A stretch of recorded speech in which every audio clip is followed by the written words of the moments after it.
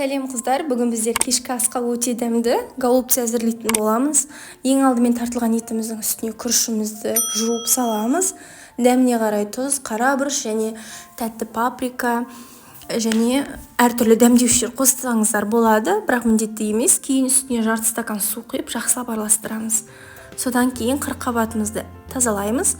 Осылай үстіндегі қара жерін төрт бөлшек етіп кесіп аламыз, және де лас бөлшектерін де осылай алып, қайнаған судың үстіне каждый 15 минут сайын осылай салып алып тұрамыз. Міне қазір біздің қырыққабаттарымыз өте қатты, міне көрдіңіздер, жұмсарып жатыр.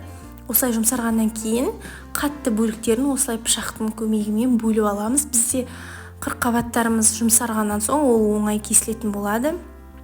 Міне видеодағыдай етіп жайлап алатын боласыздар, өзінің шетінен бастап.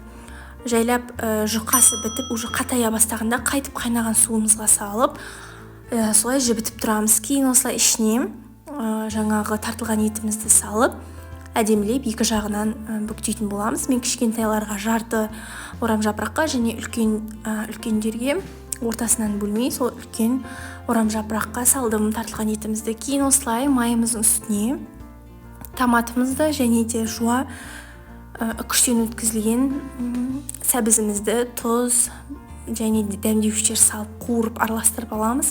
Кейін үстіне жаңағы ораған голубцыларымызды салып 45 минут аралығында пісіріп алатын боламыз.